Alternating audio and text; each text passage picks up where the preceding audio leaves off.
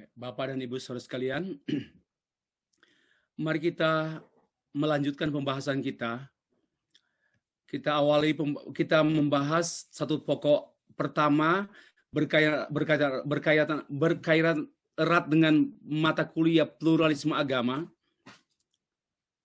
Ya. Pertama kita membahas mengenai materi pengertian pluralitas, pluralogi, dan pluralisme.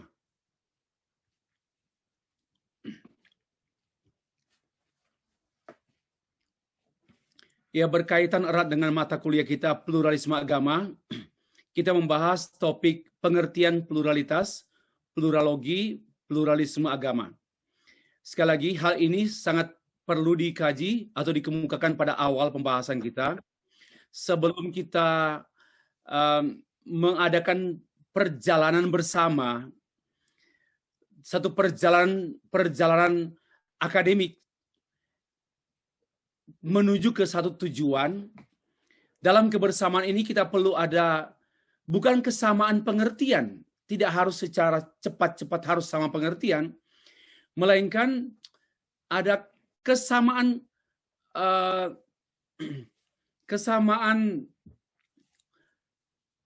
pendapat, pandangan berkenaan dengan istilah dulu.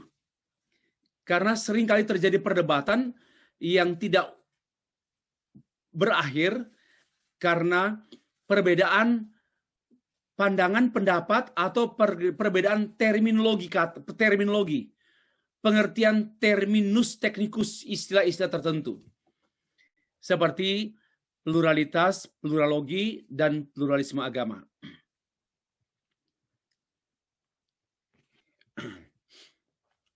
Saya mengajak kita membaca satu bagian Alkitab, 1 Raja-Raja pasal 18 ayat 21.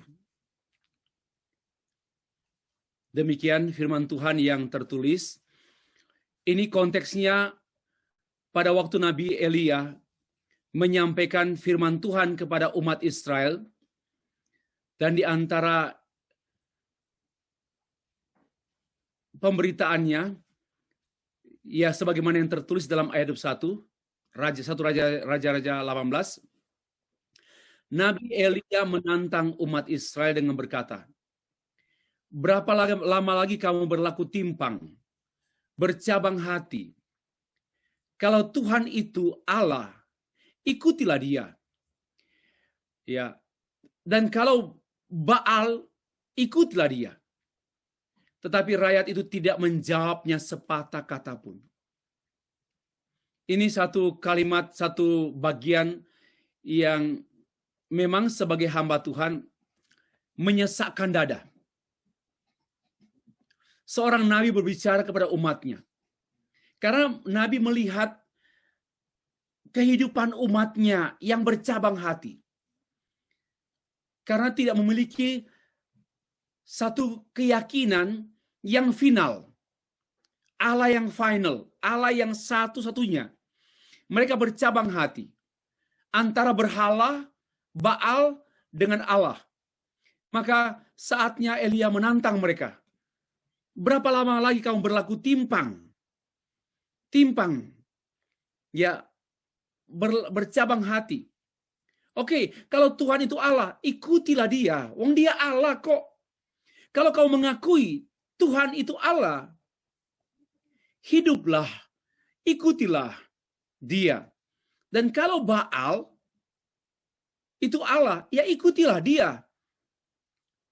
Tetapi rakyat pun tidak menjawab sepatah kata. Teks ini mengemukakan gejala pada masa kini waktu itu. Dan saya percaya juga hal ini tetap berlaku dari zaman ke zaman. Sebagaimana pada permulaan abad 21 atau pada era postmodern ini. Gejala masa kini mengenai orang-orang beragama seperti diungkapkan, ya mereka no respon. Gamang, dangkal. Yang terkait dengan mata kuliah kita, abu-abu.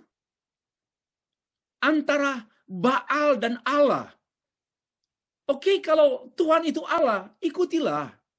Kalau Baal itu Allah, ya ikutilah dia. But they don't have any response. Ini yang saya terangkan dengan kalimat mereka itu gamang. Mereka itu abu-abu. Antara Baal dan Allah itu, they don't have clear our final statement. Apakah Allah atau Baal? Mereka bingung. Ini mengungkapkan mereka tidak berpendirian. Dan mereka menjadi pasif karena tidak menjawab sepatah kata pun. Tapi mereka aktif beragama. Tapi mereka tidak mempunyai pengertian. Ini yang saya katakan, sebenarnya mereka itu pasif, no respond. Tapi mereka secara action, mereka aktivitas agama, boleh jadi mereka sangat kaya aktivitas, kaya program gereja, tapi miskin pengertian. Ini tantangan yang kita hadapi pada masa kini. Ya, Bapak Ibu, tolong cermati generasi muda, kelompok milenial pada masa kini. Sebagai gembala sidang atau pemimpin gereja, ya, pendeta jemaat, mari kita mencermati serius. Jangan terbuai dengan aktivitas anak muda yang demikian membuat kita seolah-olah bersyukur karena mereka menguasai IT di gereja, menguasai presentasi melalui IT, menguasai teknologi dalam gereja kita. Sampai orang dewasa pun atau orang tua tidak mendapat tempat atau peran lagi karena sudah didominasi oleh anak muda. Namun kita harus betul-betul menjadi kritikal. Apakah mereka betul-betul percaya kepada Allah atau Baal Baal teknologi? Apakah mereka betul-betul mempelajari Alkitab secara serius atau tidak? Namun mereka begitu aktif dalam kegiatan gereja. Saya tidak menghakimi, tapi saya hanya mengajak Bapak Ibu kita sekalian memberi perhatian yang serius. Menurut saya, karena pernah menjadi perhatian saya kepada anak bungsu saya. Saya sangat sibuk. Dia pun ternyata sangat sibuk. Ya, waktu itu, sekarang dia sudah kuliah tahun kedua. Waktu itu dia masih kelas 2 SMA. Lalu diminta oleh gerejanya menjadi tenaga pelayan di sekolah minggu. Dan dia begitu aktif sekali dalam kegiatan sekolah minggu. Tapi yang saya cermati, nggak baca Alkitab, bangun pagi, doa syukur, tapi tidak ada kegiatan hubungan pribadi dengan Tuhan. Setelah sekian waktu saya mengamati dia, akhirnya saya memanggil dia. Lalu saya mengatakan, Selin, namanya Selin. Selin, Papa bersyukur kamu aktif di gereja. Tapi Papa lebih bersyukur kalau kamu aktif membangun komunikasi dengan Tuhan yang kau layani. Bagaimana kamu? Apakah kamu mempunyai Alkitab sendiri? Ya, dia punya Alkitab, bisa punya mama, bisa punya papa punya Alkitab. So dia tidak punya Alkitab bahwa ada, tetapi bisa ganti-ganti. Yang kedua saya tanya, kamu bagaimana? Teratur enggak membaca Alkitab tiap-tiap hari? Dia bilang tidak. Jujur dia tidak. Lalu saya tanya, bagaimana mungkin kamu melayani Allah yang kamu tidak kenal? Kamu tidak membaca Alkitab. Padahal Alkitab adalah satu cara untuk mengenal Allah. Dan Allah memperkenalkan diri saat ini melalui tulisan Alkitab saja, tidak dengan cara lain. Absolut. Maka tidak membaca Alkitab, tidak mengenal Allah. Bagaimana kamu melayani Allah yang kamu tidak kenal? Nah, saya berpikir atau menduga, boleh jadi dia salah satu dari generasi muda, ya, generasi milenial yang begitu sibuk di gereja, tapi nggak ada hubungan dengan Tuhan. Ini tantangan serius untuk kita sekalian. Akhirnya, boleh jadi mereka gamang, dangkal, dan orang-orang seperti ini, generasi seperti ini, sangat gampang dijatuhkan. Nah, sangat gampang. Mereka bingung. Apalagi dengan tantangan zaman yang bagi saya lebih berat, lebih besar daripada generasi muda 30 tahun yang lalu. Kita yang generasi muda 40 tahun yang lalu atau 30 tahun yang lalu, bagi saya tantangan waktu itu tidak seberat tantangan sekarang. Dengan dunia globalisasi, dengan peradaban dunia menjadi sempit karena teknologi. Dulu budaya masih sangat kuat membentengi kita. Ajaran-ajaran gereja masih sangat kuat membentengi kita. Nah sekarang, dunia ini terbuka dan dekat sekali dengan anak-anak kita. Dengan generasi milenial. Nah, mereka sudah kita libatkan. Kita terlalu percaya mereka untuk tangani program-program gereja. Tapi semuanya lebih bersifat teknikal. Yaitu operasi, buat PowerPoint, atur sound system, musik. Itu semua teknikal. Maka memang mereka tidak perlu kenal Tuhan. Mereka tidak perlu baca Alkitab, kuasai Alkitab. Tidak perlu untuk terlibat dalam pelayanan gereja. Inilah yang saya coba uraikan kondisi sekarang dengan berkaca pada 1 Raja-Raja 18 ayat 21. Nah, inilah tantangan yang kita hadapi sekarang dalam bergereja, dalam berteologi. Bapak Ibu, berkaitan erat dengan mata kuliah pluralisme agama. Di Indonesia, pluralisme agama, dalam perhatian saya, topik ini menjadi topik yang begitu mencuat ke permukaan gereja dan sekolah-sekolah teologi sekitar pada akhir tahun 1990-an. Itu saya amati pada waktu satu universitas, Fakultas Teologi, mengeluarkan jurnal atau tulisan gemah ya di Jawa Tengah. Dan di antaranya ada tulisan-tulisan yang membahas tentang pluralisme agama. Dan berbarengan dengan itu dan menindaklanjuti hal itu, banyak teolog, pengajar mulai memberi simpati dan perhatian kepada topik pluralisme agama. Karena juga setelah mencermati konflik di Indonesia ini, nampaknya bukan konflik yang terbesar di Indonesia adalah konflik agama. Sehingga sejumlah tokoh, sejumlah teolog mengaminkan munculnya frase pluralisme agama. Nah, memang tidak bisa dipungkiri kenyataannya bahwa antara agama dan politik, antara agama dan negara itu tidak bisa dipisahkan. Nah, karena tidak bisa dipisahkan, hampir sulit memisahkan antara kepentingan agama dan kepentingan politik. Kepentingan agama dan kepentingan politik atau kepentingan negara.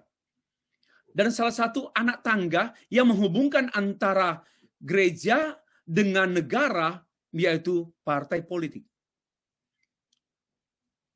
Nah, saya bukan anti politik. Saya menjunjung tinggi peran gereja dalam dunia politik. Karena semua bidang kehidupan tidak bisa dinafikan. Tuhan mengutus kita ke dalam semua bidang kehidupan. Dan bidang kehidupan itu harus digarami oleh kebenaran. Tidak boleh dianggap kosong. Tidak boleh mengalpakan teologi dalam bidang ekonomi, sosial, budaya, politik, militer, dan sebagainya. Namun, yang saya cermati khususnya untuk agama dan negara, agama dan politik. Ini yang memang menjadi isu hangat.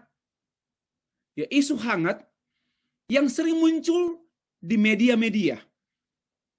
Ya, menjadi topik yang trendy topik. Lalu biasnya itu dampaknya itu cukup luas dan cukup lama.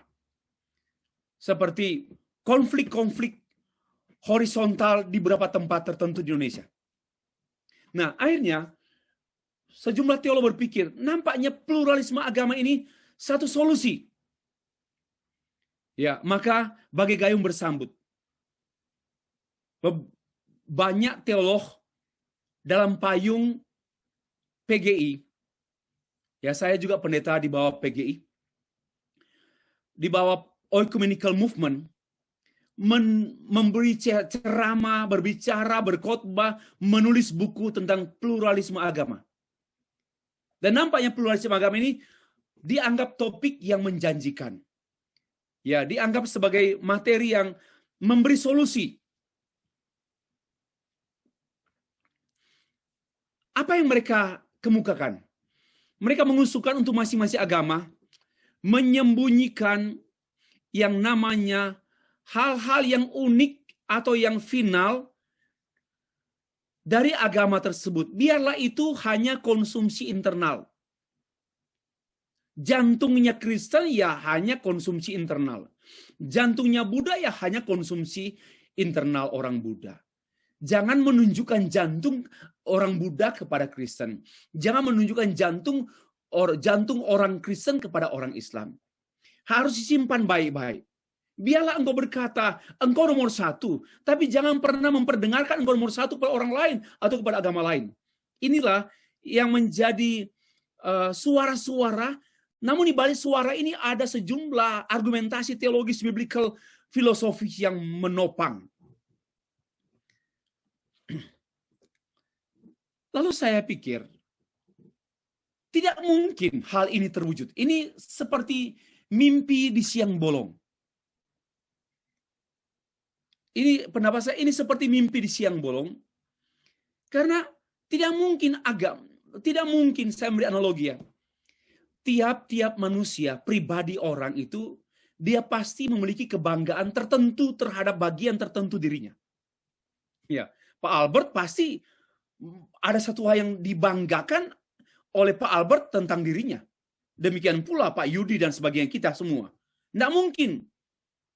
Ya, demikian pula setiap agama memiliki sesuatu yang unik yang tidak ada pada agama-agama lain.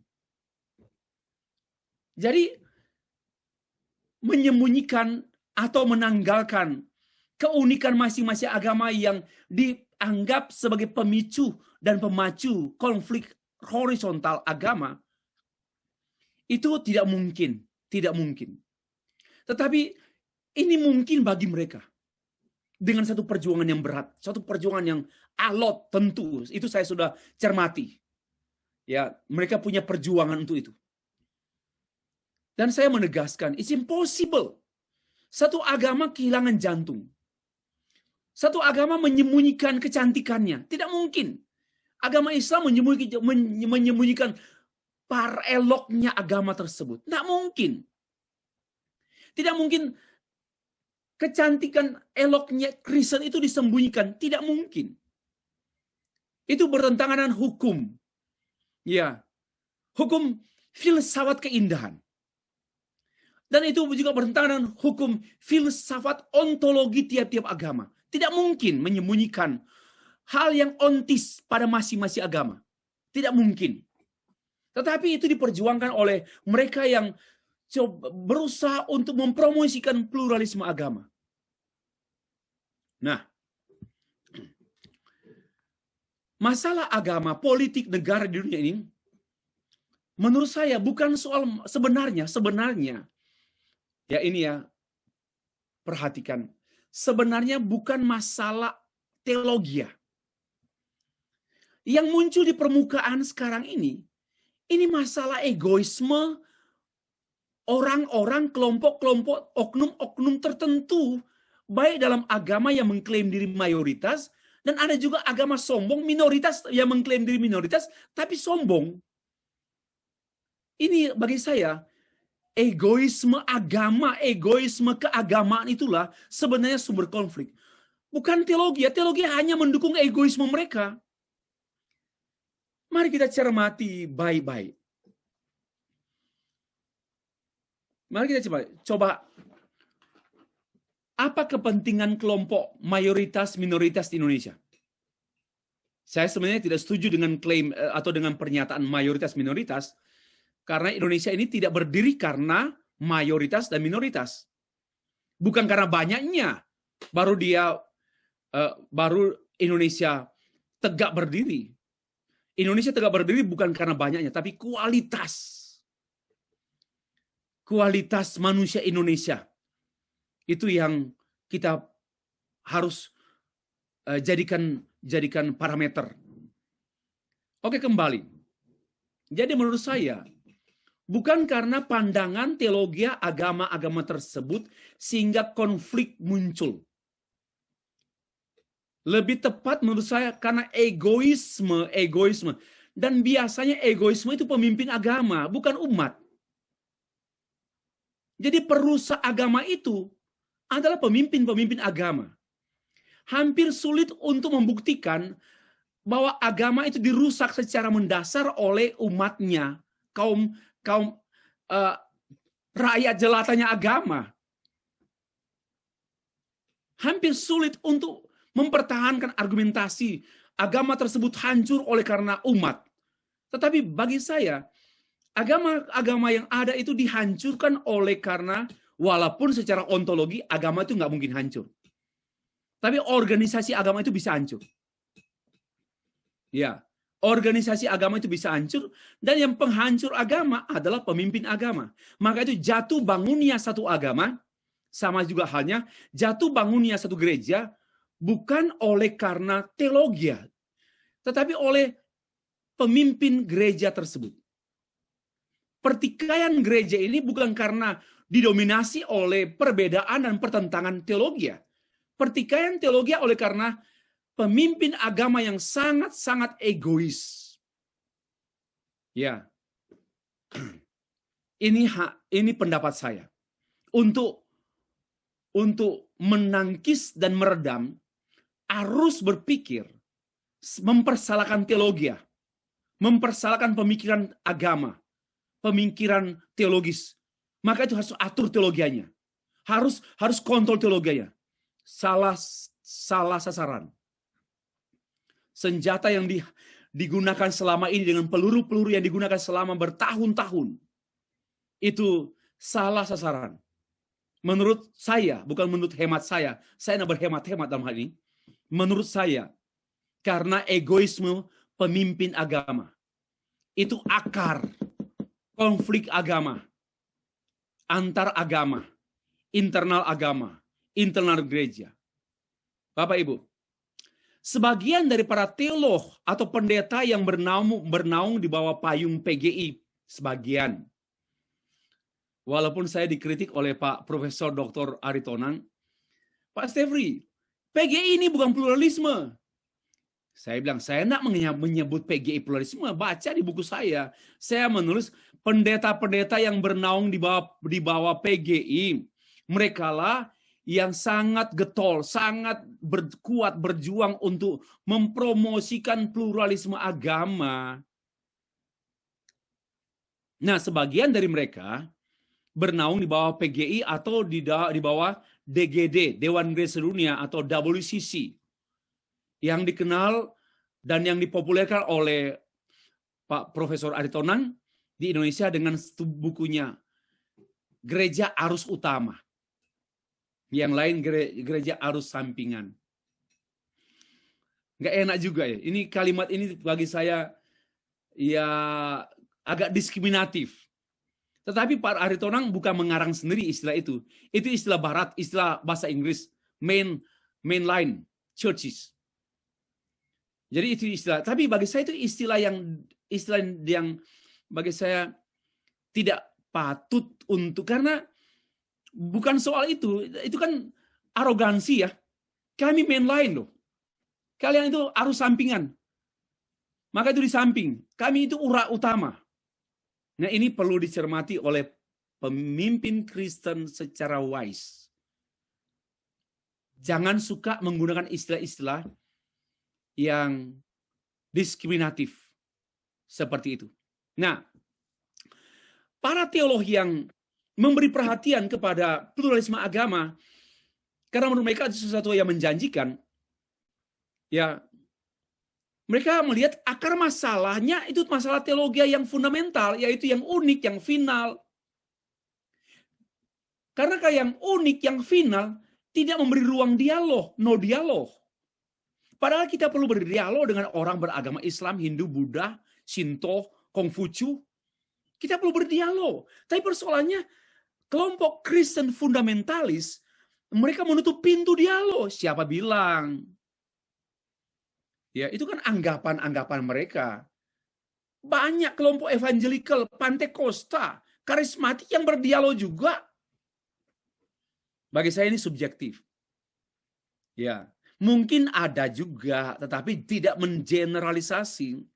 Boleh jadi ada kelompok-kelompok di antara kelompok evangelical, Pentakosta yang tertutup dan nggak mau dialog, nggak mau jumpa dengan orang beragama yang lain.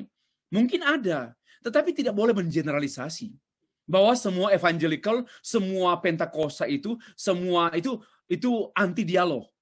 Tidak demikian. Tetapi memang kemudian mereka mempromosikan salah satu kekuatan mereka untuk membangun pluralisme agama, yaitu dengan dialog. Ya, dialog. Karena itu mereka menjadikan toleransi dan dialog sebagai jalan raya untuk menggolkan, mempromosikan pluralisme agama. Mewujudkan dialog harus berani berubah. Nah, disinilah slogan mereka. Dari sinilah spirit perjuangan mereka. Kita gereja harus berubah. Orang Kristen harus berubah. Karena kita berhadapan dengan konteks yang berbeda. Kita tidak tinggal sendirian. Kita di antara orang-orang beragama lain. So, kita harus berubah supaya bisa berdialog. Kalau kita tidak berubah, kita tidak mungkin berdialog. Kita harus berani berubah. Bahkan rela meninggalkan finalitas atau rela menanggalkan keelokan kita. Rela menyembunyikan kecantikan kita demi kebersamaan. Untuk apa kita mempertahankan kecantikan diri kita, tetapi hubungan kita dengan sesama tidak cantik?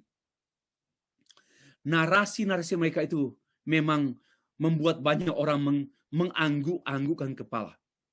Seperti ini. Untuk apa kita mempertahankan keelokan diri kita, kecantikan diri kita, tetapi hubungan kita yang dengan sesama kita yang melihat keelokan kita itu tidak membuat kita aman, ya, tidak membuat mereka aman. Biarlah kita tidak elok, tapi kita berhubungan baik dengan mereka. Ini ini narasi-narasi yang membuat banyak orang yang tidak belajar Alkitab sungguh-sungguh secara teologis menganggukkan kepala. Rela menyembunyikan dan menenggelamkan finalitas, keunggulan, keunikan yang diklaim oleh agama tersebut masing-masing. Rela ditinggalkan dan ditanggalkan demi bertemu dengan orang-orang yang beragama lain, karena di sanalah kita menjumpai kebenaran yang sesungguhnya, kata mereka. Kata kebenaran yang lebih luas, lebih manusiawi, karena Allah datang pada manusia.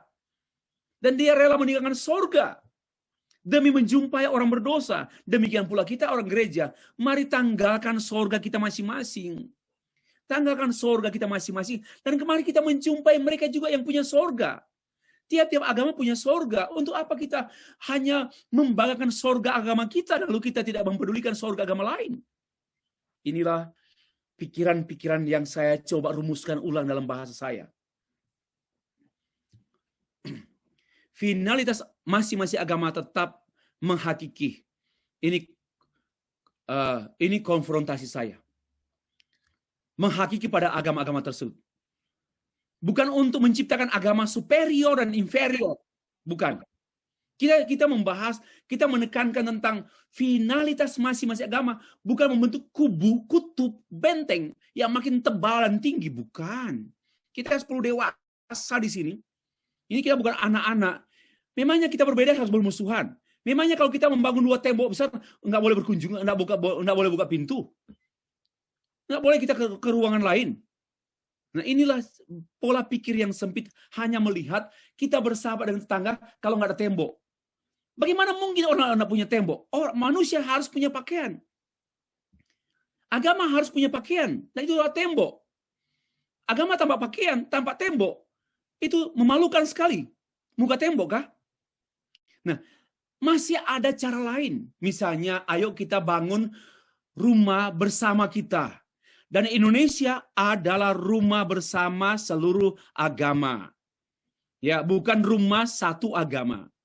Bukan rumah itu namanya preman. Kalau ada agama yang mengklaim ini rumah agama tertentu, ini namanya preman agama. Nurcholish Madjid dalam bukunya yang saya baca, bahwa dia bicara mengenai superior dan inferior. Dia menyuarakan kepada sesama orang seimannya, kita ini jangan menjadi superior dalam hal jumlah, tapi minoritas dalam hal kualitas. Ini pernyataan Nurcholish Madjid, seorang pluralis Islam. Untuk hal ini saya setuju. Nggak semua pikiran Nurcholish saya setuju.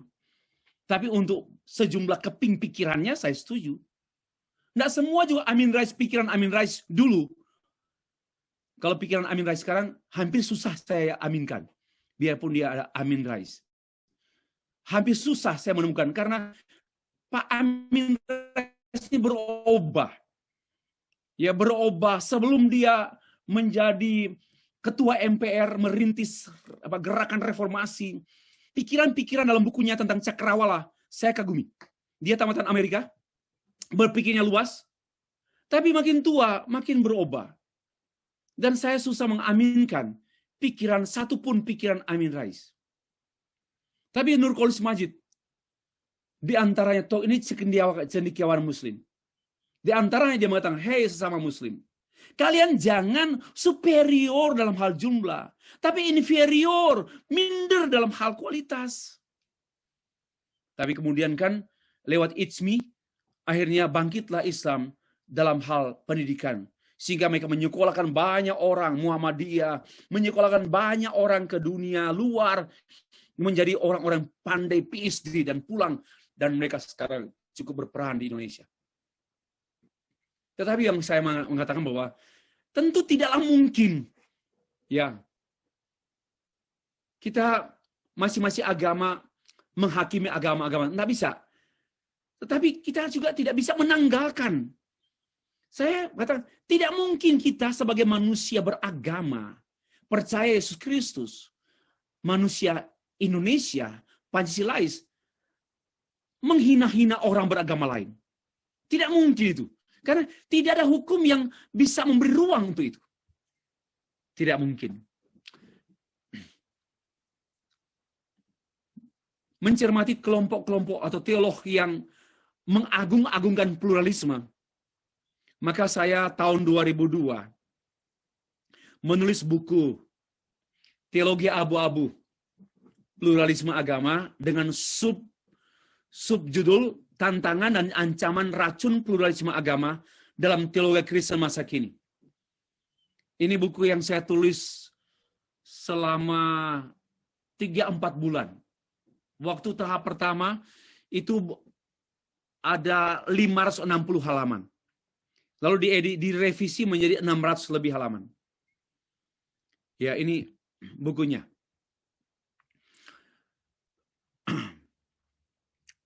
Saya bersyukur oleh karena sejak saat buku ini diterbitkan, memang akhirnya saya harus melayani permintaan banyak gereja dan banyak sekolah teologi untuk membahas buku ini.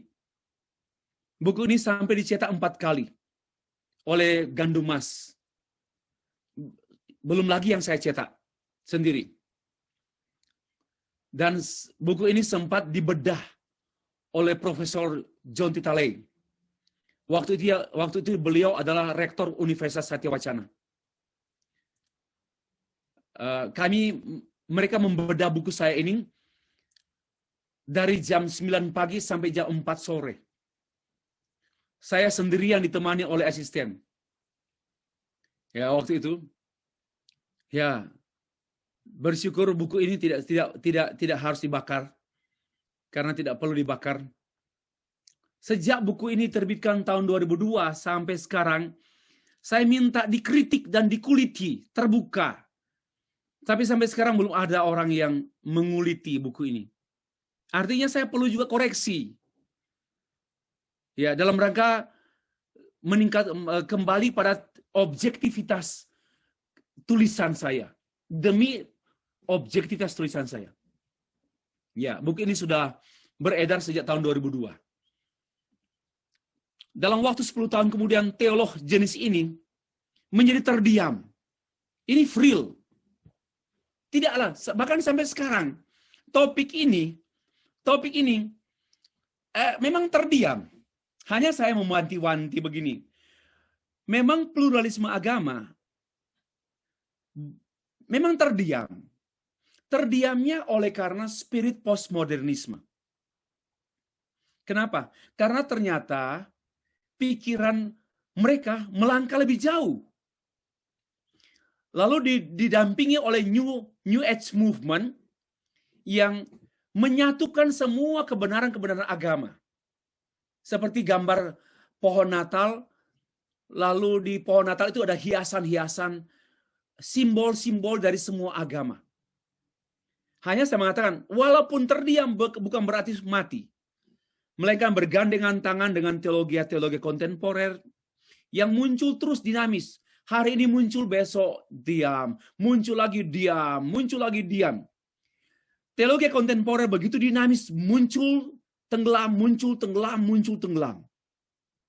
Nah, sekarang berubah sekali pikiran pada masa kini. Berubah sekali. Ya, sehingga sebenarnya buku saya yang tadi ini, saya harus tulis hal yang baru.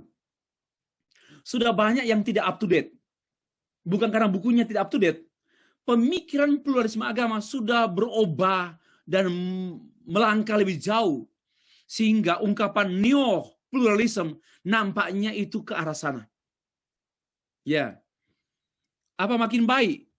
Bagi saya makin menantang kita untuk kurangi jam tidur, melainkan meningkatkan lagi waktu belajar kita, waktu mencermati, waktu kita menggumulinya. Ya. Kita sekarang dengan sedikit ulasan mengenai latar belakang istilah ya. Saya tadi baru menyampaikan latar belakang istilah.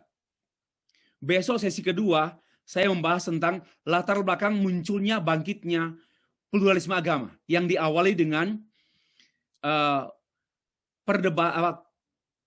dualisme berpikir agama dan berperilaku agama, fundamentalisme dan pluralisme. Karena pluralisme ini tumbuh subur juga oleh karena disuntik oleh gerakan-gerakan yang sangat gerakan-gerakan fundamentalisme yang nampak kuat di permukaan masyarakat atau gereja. Nah, tadi latar belakang istilah pluralisme agama. Sekarang setelah latar belakang istilah ini, saya menyampaikan pengertian istilah. Untuk membahas lebih lanjut mengenai pluralisme agama, kita perlu menjelaskan beberapa istilah supaya kita bahasa saya supaya kita nyambung. Ya, dalam diskusi, dalam dialog, membaca buku juga nyambung. Karena banyak buku juga yang diketengahkan seperti yang saya kemukakan pada RPS, rencana pembelajaran semester. Ada sekitar 30-40 buku yang sangat berkaitan erat dengan mata kuliah pluralisme agama di daftar itu. Nah, supaya kita bisa nyambung dengan pikiran para penulis buku dan juga supaya kita berkoneksi dalam diskusi kita pada minggu ini, ada sejumlah kata yang perlu kita definisikan. Karena terhadap buku teologi abu-abu pluralisme agama, saya banyak disalahpahami ya oleh sebagian pembaca judul. Ini bukan membaca buku ya, mereka baru baca judul, mereka sudah alergi. Ini satu yang sangat menyedihkan menurut saya. Baru melihat judul, teologi abu-abu, mereka langsung alergi. Saya tidak paham. Ya, lihat judul buku ini, langsung alergi mereka. Teologi abu-abu, pluralisme agama, ya, racun. Mereka pertama, Steffrey ini fundamentalis. Nah itu, mereka langsung mengatakan Steffrey ini fundamentalis. yang adalah orang anti pluralitas, anti kemajemukan. Ini komentar yang saya dengar pada waktu buku ini di launching. Jadi begini, mereka belum membaca buku, baru melihat judul, langsung berkomentar. Orang seperti apakah itu? Ini teka-teki, bukan teka-teki silang. Baru melihat judul, belum membaca buku, langsung berkomentar. Tamatan manakah mereka? Nah, lalu mereka, ada orang Singapura juga. Saya lihat di Google, pada waktu topik membahas tentang religious pluralism, ada tanggapannya terhadap buku saya. Ya, yang bagi saya tidak menyentuh isi buku saya, tapi mempersoalkan judul buku saya. Itu sangat ironis. Kita jangan menjadi sarjana dan master-master seperti ini. Ini main-main aja. Nah, mereka menganggap saya adalah orang yang anti pluralitas. Keliru istilah. Sekaligus mereka mengatakan bahwa saya anti Pancasila. Karena saya mengatakan bahwa menulis tantangan dan ancaman racun pluralisme agama dalam teologi Kristen masa kini. Mereka langsung berasumsi bahwa saya ini melihat negatif pluralitas. Ternyata mereka mengidentikan, ini yang termasuk juga pemimpin-pemimpin bangsa kita, nggak tahu istilah. Tokoh-tokoh bangsa kita kadang-kadang ngomong, kita ini adalah masyarakat yang menjemuk pluralisme agama. Salah ngomong. Menteri kok salah ngomong. Harusnya pluralitas. Itu yang saya cermati. Tokoh-tokoh bangsa kita tidak akrab dengan istilah. Ya mungkin juga sambutan mereka ditulis oleh tim ahli ya. Biasa pejabat kan itu yang membuat pidato-pidato mereka itu tim ahli.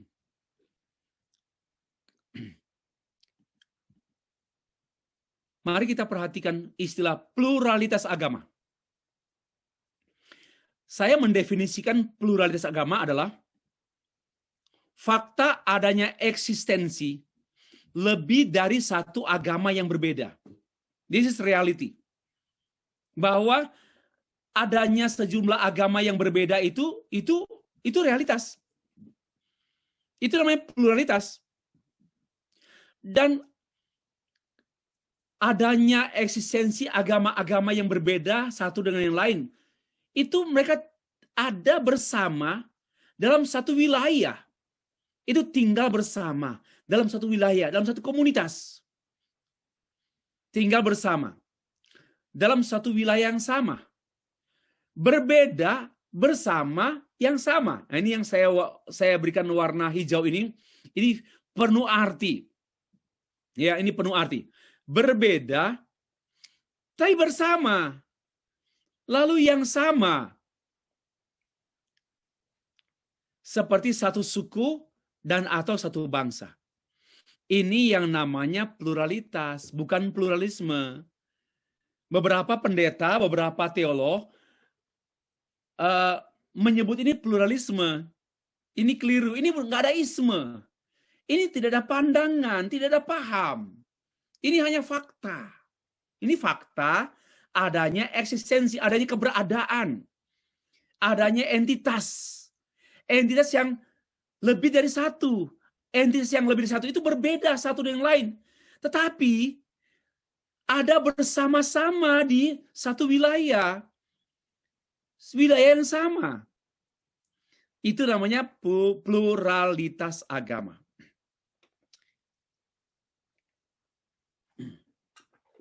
Sayangnya, saya mengatakan banyak orang berkomentar atau berpendapat menyebut istilah ini secara interchangeable, saling bergantian. Pluralisme kita orang Indonesia adalah orang Kristen, orang Indonesia yang pluralisme agama. Salah ngomong. Itu salah ngomong. Bukan pluralisme agama, tapi kita Indonesia ini terdiri dari sejumlah agama. Kita ini adalah pluralitas agama, bukan pluralisme. Kenapa? Karena ini tidak berbicara mengenai isme-isme agama, tidak berbicara mengenai sejumlah agama berbeda yang menjadi isme, bukan. Ya, ini penting sekali. Pertama, pluralitas agama, jelas. Atau dalam bahasa Inggris, religious plurality. In English, religious plurality. Bukan pluralism. Beda dengan religious pluralism. Nah, sekarang kedua, istilah kedua. Istilah pluralogi agama. Ini istilah saya sendiri. Saya nggak tahu apakah ada kamus di Westminster atau kamus di Oxford kah. Yang jelas di Indonesia nggak ada kamus pluralogi. Saya berpikir ini tepat. Ya, yang bukan tidak dipikirkan oleh para ahli. Saya bukan ahli, tapi saya memikirkan lebih tepat bukan pluralisme. Kalau hanya membahas tentang adanya fakta agama-agama berbeda yang tinggal di satu wilayah, ya dalam wilayah satu kesatuan, ya itu namanya pluralitas agama. Saya mengakui. Lalu agama-agama tersebut yang berbeda tinggal dalam satu wilayah yang sama harus diakui kesamaan equal, kesederajatan. Nah, sama sederajat namanya pluralogi. Kesamaan hak. Ini namanya pluralogi. Nggak usah repot-repot cari di Google. Coba cari di Google apakah ada pluralogi. Moga-moga ada setelah buku ini saya tulis. Mungkin juga ada pluralogi. Setelah ini saya tulis beberapa tahun yang lalu. Ya. Apa itu pluralogi? Pluralogi adalah suatu studi yang mempelajari, ini namanya studi, namanya logi kan? Logi itu studi atau pandangan atau ilmu. Suatu studi yang mempelajari agama-agama yang berbeda, namun memiliki kesamaan hak atau pengakuan yang sama dalam satu konteks masyarakat dan bangsa, itu namanya pluralogi. Nah ini banyak yang nggak logis. Plura nggak logis. Kenapa? Karena menganggap mayoritas, maka nggak sama, haknya nggak sama. Mayoritas lebih banyak daripada minoritas. Ya bersyukur dengan Menteri Agama kita sekarang, yang melihat agama, ya saya harap ini dipertahankan, jangan hanya pada awal, sentuhan awal, karena kadang-kadang Indonesia sentuhan awal menggoda, sentuhan akhir tergoda. Itu yang kadang-kadang tidak mulus. Tapi saya harap ya Menteri Agama kita ini konsisten, jangan hanya merayu pada waktu awal kan, sama dengan pria-pria hidung belang merayu perempuan, kau permata hatiku. Ya, kau satu-satunya. Setelah menikah, kau salah satu. Itu kan, itu perilaku manusia yang tidak wajar lah. Nah, jangan juga begitu pemimpin-pemimpin kita. Waktu kampanye partai politik, wah, menyembah rakyat. Setelah duduk, minta disembah oleh rakyat. Dengan sesembahan-sesembahan juga, membawa upeti-upeti juga. Coba, dari rakyat diharapkan miliaran dan triliunan. Dari mereka nasi bungkus. Iya kan begitu. Calon-calon politisi, ya, para politisi yang jadi calon legislatif, memberi kaos oblong dan juga memberi nasi bungkus. Setelah mereka duduk di legislatif, ya, mereka kemudian mengambil bukan hanya kaos oblong dan apa nasi bungkus, mengambil uang rakyat triliunan. Sangat menyedihkan. Nah, sekarang kembali ke pluralogi. Ini istilah saya, boleh dikritik.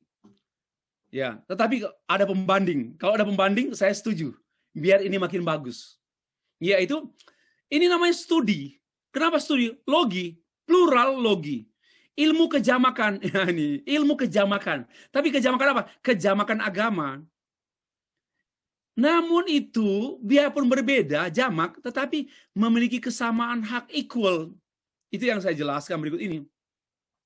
Itu artinya, sekalipun agama-agama yang ada dalam satu konteks masyarakat dan bangsa adalah berbeda, namun setara, different but equal. Itu namanya pluralogi. Saya harap pemerintah dengarlah supaya ada mata kuliah pluralogi, bukan pluralisme, bukan fundamentalisme. Ya, kalau ada peluang ketemu Menteri Agama, ya saya mau sampaikan, kalau bisa pelajaran-pelajaran agama supaya nggak ada di pelajaran agama B, C, D tersusupi fundamentalis. Harus seluruh mahasiswa belajar pluralogi. Bukan supaya istilah saya menjadi populer, bukan. Bukan, terlalu dangkal itu. Oke ya, ini yang kedua. Yang ketiga, pluralisme agama. Pluralisme agama adalah suatu pandangan atau isme, berarti dia tidak netral lagi. Kalau pluralogi, netral. Pluralitas, netral. Kalau pluralisme, berarti sudah tidak netral lagi. Yaitu isme yang mengakui bahwa semua agama yang ada dalam dunia ini memiliki kebenaran yang sama, tujuan akhir yang sama, dan beriman kepada Allah yang sama, walaupun berbeda-beda istilah, sebutan, pandangan teologi. Apalah arti suatu nama? Ini namanya pluralisme agama. Nah, tolong beri perhatian pada definisi ini, karena inilah yang menjadi pokok percakapan kita. Ya, inilah pedati yang akan membawa kita bersama kepada satu perjalanan akademik yang difasilitasi oleh mata kuliah ini. Ya, semua sama. Ya, ada banyak jalan ke Roma. Toh juga sama tujuannya. Mau lewat utara, lewat laut, pesawat, mau menyelam, tiba ke Roma juga. Nah, ini bagi saya analogi yang tidak patut oleh para pemikir. Karena itu adalah analogi geografis yang tidak patut untuk dijadikan pertimbangan analogis filosofis dan teologis bahwa agama itu sama. Sedangkan jalan ke Roma itu kan adalah lebih ke pertimbangan-pertimbangan sosiopolitik, demografi, bukan demografi, geografi. Jadi istilah banyak jalan ke Roma itu tujuannya sama ya, tiba ke Roma juga, itu tidak sesuai menjadi slogan. Tapi menjadi selokan. Lebih tepat selokan daripada slogan. Nah, ini pluralisme agama. Memperjuangkan kesamaan. Sehingga secara tidak sabar saya memberitahukan seperti kritik saya atau hasil analisis saya di bagian akhir buku Teologi Abu-Abu ini, saya menulisnya begini, sebenarnya pluralisme itu tidak tepat. Lebih tepat yang mereka perjuangkan singularisme. Itu kritik saya. Singularisme, bukan pluralisme. Kenapa? Karena kebenaran yang sama, tujuan yang sama, Allah yang sama. Hanya perspektifnya berbeda. Tak apa. Ya, agamanya berbeda. Tapi sebenarnya itu semuanya sama. Istilah berbeda, ada banyak kesamaan. Iman menurut Islam, Hindu, iman Kristen, sama kan sama istilah. Allah juga sama, tapi cara menyembahnya berbeda. Allah juga sama, tapi cara pikirnya berbeda. Itulah pluralisme agama. Oke. Nah, belum berhenti sampai sini. Di sini ada lagi hal yang lebih lanjut. Mari kita perhatikan. Leslie Newbigin berkomentar bahwa saya terjemahkan dari bahasa Inggris bukunya. Perbedaan-perbedaan antar agama-agama dan bukan masalah kebenaran, ketidakbenaran. Tetapi tentang perbedaan persepsi terhadap satu kebenaran. Jadi semua agama ini punya satu kebenaran. Memang Leslie Newbigin ini dianggap kelompok sebagai tokoh Injili dari Anglican yang menjadi misionaris di India. Nah, saya bertemu dengan mitra saya dari India, berapa orang, mereka marah sama saya. Mereka marah. Bagaimana you berkata bahwa Lesslie Newbigin adalah pluralis? Dia itu evangelical dunia. Dia adalah tokoh evangelical dunia. Dan dia menjadi misionaris di India begitu lama. Pemikiran-pemikirannya sangat kontributif dan produktif. Bagaimana Anda berkata bahwa dia adalah pluralis? Saya langsung sampaikan, look at this statement.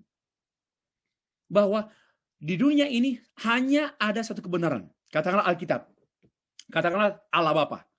Tetapi dilihat oleh Islam, Hindu, Buddha, Shinto, Zoroaster, dan juga Konghucu itu dengan kacamata berbeda. Bagi saya minta maaf.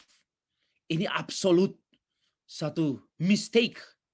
Ya, not only mistake. Satu kesesatan berpikir secara absolut. Ya. Karena bagaimana mungkin Allah yang sama itu harus dilihat oleh banyak perspektif. Bagi saya, kalau saya jadi Allah, saya harus menyatakan diri supaya semua orang melihat saya yang sama. Yang sama. Saya tidak mau waktu saya ke Papua, mereka melihat saya stay free yang begitu. Lalu saya ke Ambon, mereka lihat stay free yang begini. Lalu saya ke Medan, saya stay free yang seperti ini. Jadi menjadi orang aneh. Nah, tidak mungkin. Itulah pendapat saya. Nah, komentar Newbigin menegaskan bahwa kebenaran yang sama, namun perspektif atau persipio atau pendapat karena sensori, pandangan kita, pemahaman kita sama.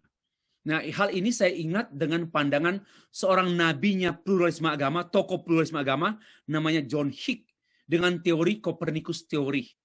Bahwa orang dulu berpendapat bahwa matahari mengelilingi bumi. Ternyata itu salah. Tetapi seorang ilmuwan berpendapat bahwa bumi itu salah satu planet yang mengelilingi matahari. Maka Yesus Kristus itu hanyalah salah satu planet yang mengelilingi Allah. Allah itu satu. Tapi Tuhan itu banyak. Yesus itu salah satu Tuhan yang mengelilingi Allah. Jadi ada Tuhannya Islam, Hindu, Buddha, Kristen yang namanya teori Kopernikus. Itu namanya pluralisme agama yang kita harus ingat. Ya, sangat menyedihkan dan sangat merusak. Istilah berikut. Istilah neopluralisme agama. Bukan lagi hanya sebatas mempelajari dan mengakui kebenaran yang ada di agama-agama lain, melainkan sampai pada tahap menanggalkan pegangan dari agamanya masing-masing demi mengetahui kebenaran Allah yang ada di agama lain. Jadi, supaya kita bisa bebas mengkonsumsi kebenaran Allah pada agama-agama lain, bahkan pada filsafat-filsafat yang ada di Asia, di Afrika, di Amerika, di Eropa, kita bisa mengkonsumsi kebenaran-kebenaran yang bertebaran. Karena kebenaran Allah itu tidak hanya tersembunyi di Alkitab, terlalu sempit sekali kalau kebenaran itu hanya dalam Alkitab. Kebenaran itu ada. Supaya kita jadi kaya, orang Kristen harus belajar pada agama-agama lain. Untuk belajar pada agama-agama lain, harus rela menanggalkan hal-hal yang kita anggap yang final di agama kita. Kalau tidak mungkin kita belajar pada agama-agama lain. Ini namanya neopluralisme agama. Siapa penganutnya? Di buku saya sudah tertulis. Mereka adalah diantaranya teolog Katolik di negara Filipina. Amalados, salah satunya Amalados, teolog Katolik dari Filipina. Ini bagi saya fatal betul. Ya, ini sangat-sangat sarkastis dan sangat-sangat bertentangan. Ya.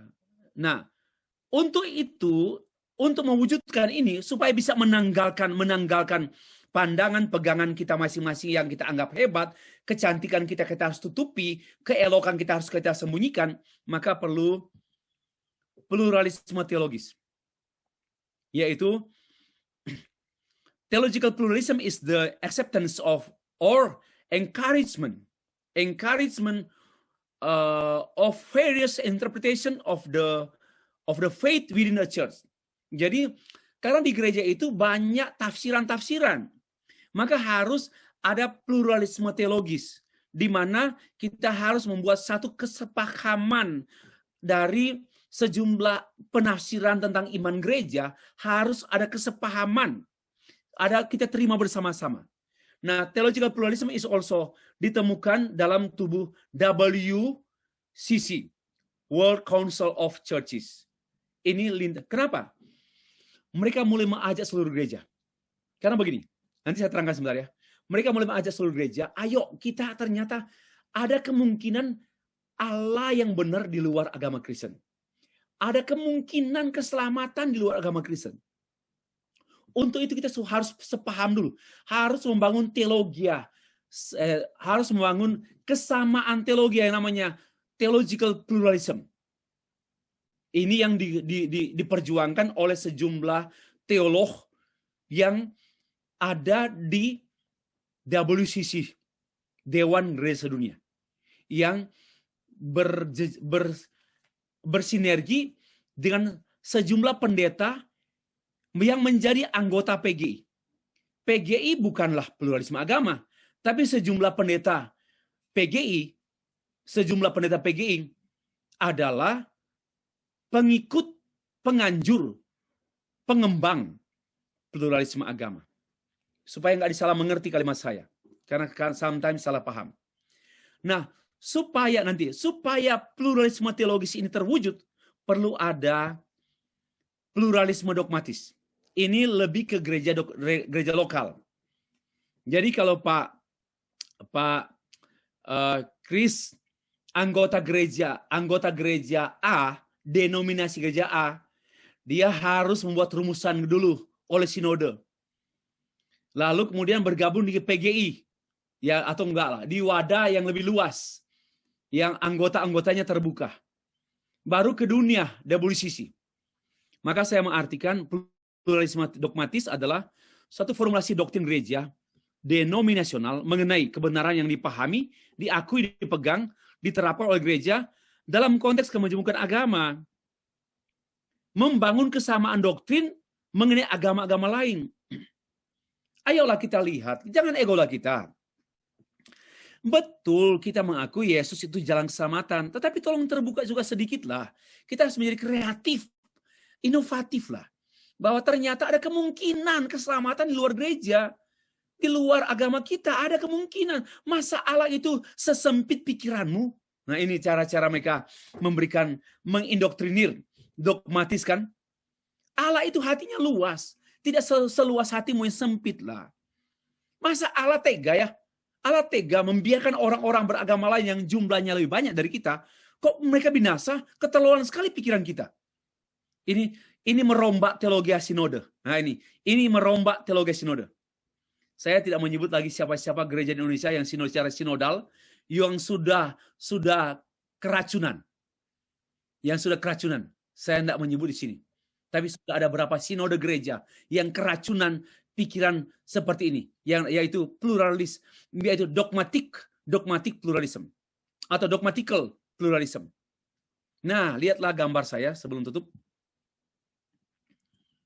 Ini langkah-langkahnya begini. Supaya mencapai yang namanya menanggalkan iman, menanggalkan keelokan kita, menanggalkan jantung kita, menanggalkan kecantikan kita, sampai menjadi pluralisme baru ini, maka harus ada pluralisme agama. Bahwa kita terima pada agama-agama lain. Supaya bisa terima agama lain, harus ada pluralisme teologis. Jadi seluruh gereja sedunia mengakui adanya keselamatan. Seperti setelah Konsili Vatikan kedua, gereja Katolik mengakui ada kemungkinan keselamatan di luar gereja Katolik. Termasuk agama-agama lain.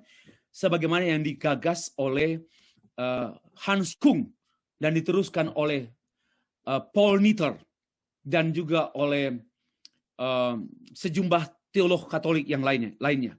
Nah, lalu di antara semua gereja ini ada denominasi gereja namanya.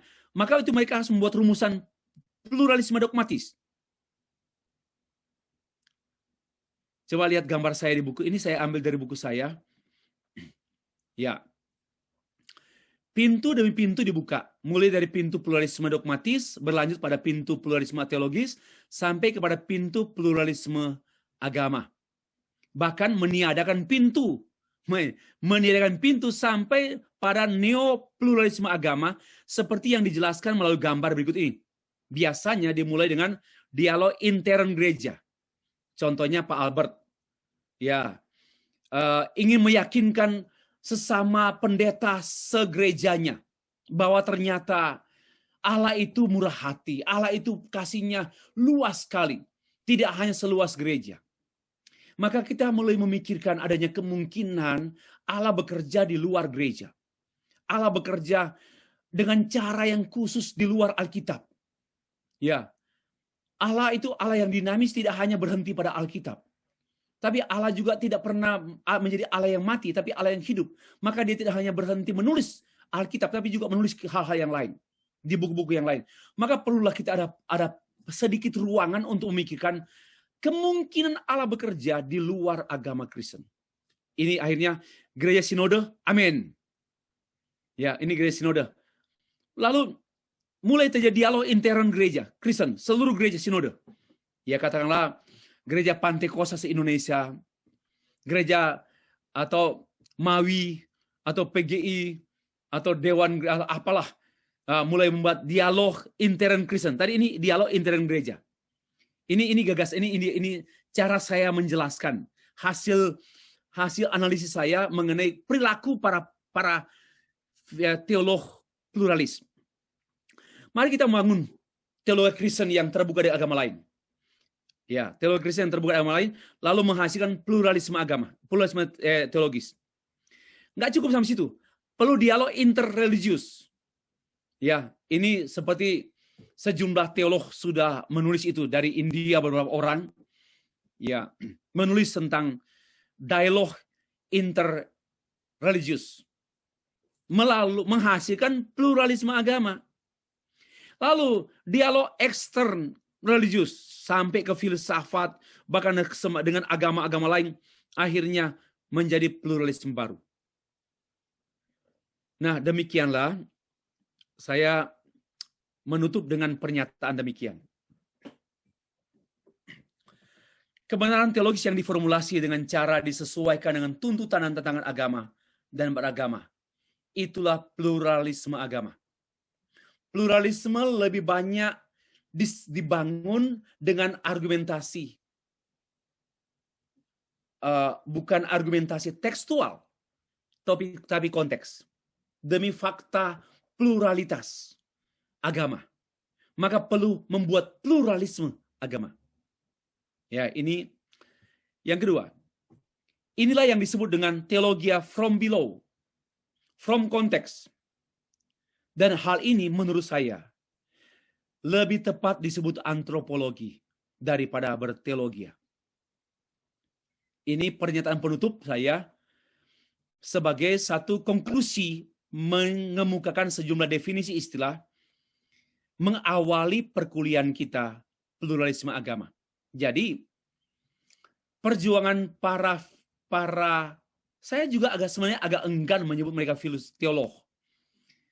Agak enggan karena istilah teolog itu betul-betul theo, Allah, loh. Para atau orang-orang yang belajar dari Allah, tentang Allah, untuk Allah, mengenai kebenaran, termasuk kebenaran agama-agama yang menjemu. Maka bagi saya mereka bukan teolog. Mereka itu antropolog. Hanya dengan menghiasi pikiran mereka dengan Alkitab. Sebagian teks Alkitab. Maka mereka adalah antropolog dengan pikiran mereka yang adalah antropologi. Oke, demikianlah penyajian saya awal tentang klarifikasi jumlah istilah dalam tajuk pluralisme agama. Baik, demikian. Terima kasih.